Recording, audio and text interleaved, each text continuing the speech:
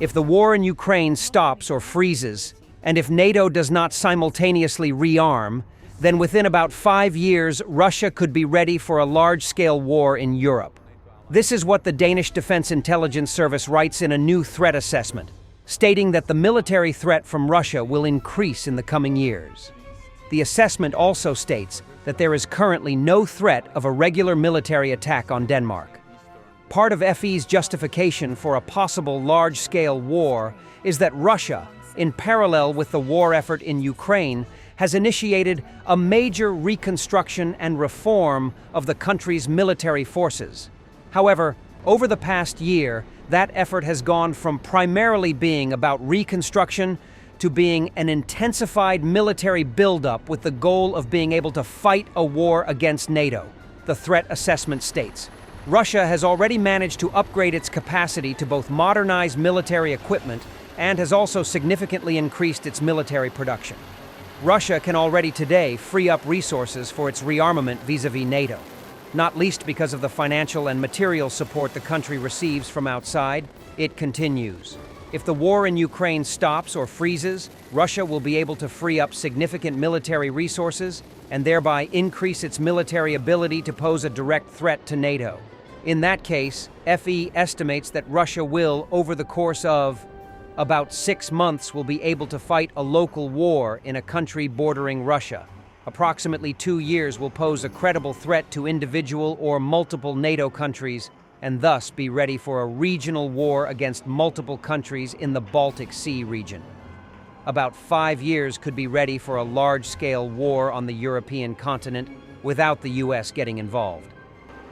The time horizons given assume that NATO does not simultaneously rearm at the same pace. Security tensions between the US, China, and Russia have also spread to the Arctic. According to FE, Russia is the largest military power in the region, and Putin would rather not lose that title. Russia wants control over the sea areas north of its mainland. It is possible that Russia wants control all the way up to the North Pole.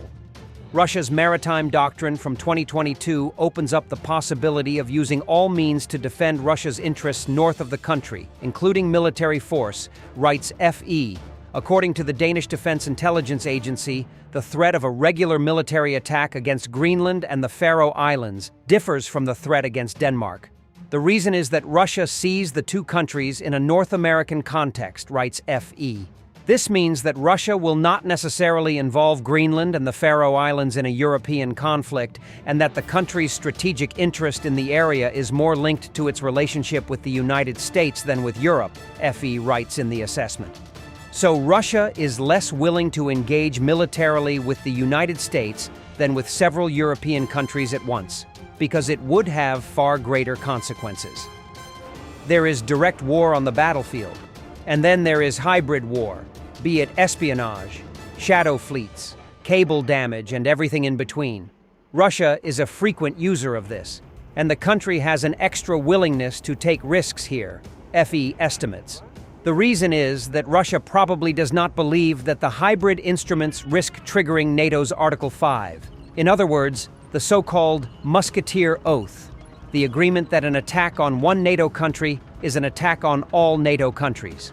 Russia's use of hybrid instruments against Western countries may also play a significant role in the Arctic, FE estimates. This could include, for example, flying very close to Western naval vessels, simulating an attack on or firing weapons close to Western ships and aircraft. Such demonstrations of force may also take place in areas over which Russia has no jurisdiction under international law. If Russia is given more resources to arm itself in the Arctic, it is likely that Russia will continue and possibly expand its offensive behavior. Sudan and Russia agreed on everything regarding creating a Russian naval base in the country, said the foreign minister of Sudan during his visit to Russia. Russia is solely interested in protecting its own geopolitical interests by building the naval base and exploiting Sudan's resources to profit, selling weapons and diesel, illegal smuggling of gold. This is the essence of Russia's cooperation with other countries. Russia will only think of itself and will not hesitate to betray any partner at any point it deems convenient. Russia had planned to build a naval base in Sudan for a long time. After the fall of Assad's regime in Syria and access to local naval bases as good as lost, Russia has intensified contacts with Sudan on this matter. This issue has become increasingly important to Russia even before it lost access to Syria's naval bases, but especially in the current situation. Russian Mediterranean branch of the Navy can't use the naval infrastructure in the Black Sea thanks to Ukraine's decisive efforts of making sure Russia's fleet is not welcome there. Furthermore, as of February 2022, Turkey has closed the Bosporus and Dardanelles Straits for military shipping. Thus, the Mediterranean part of the Russian Navy had to solely rely on the Tartus base in Syria, which is no longer an option. A naval base in Sudan would allow Russia to strengthen its naval presence on NATO's southern flank. And if Russia has naval bases in Libya and Sudan, it will be able to establish supply lines into the landlocked parts of Africa where Russian Africa Corps units are or might be in the future. Back in 2019, Russia and Sudan signed an agreement that would give Russian Navy access to Sudanese ports. In December 2020, they signed the agreement for actually building the base. It would give Russia a naval base capable of hosting 300 personnel and 4 warships in Port Sudan for 25 years. The document was not ratified by Sudan's parliament. After a bit of back and forth, the project continued to remain on hold until now. Despite repeated claims to support activization of political and diplomatic efforts directed at establishing lasting peace in Sudan, in November 2024, Russia vetoed a UN Security Council resolution that called for immediate ceasing of hostilities and delivering humanitarian aid to Sudan.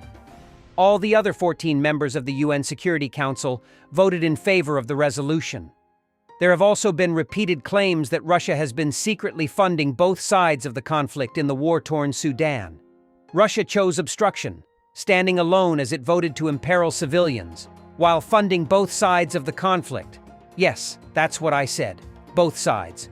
The U.S. ambassador to the UN, Linda Thomas-Greenfield. This was confirmed by other experts. It is also important to note that Russia is the major weapons supplier to Sudan. About 87% of its weapon imports are Russian.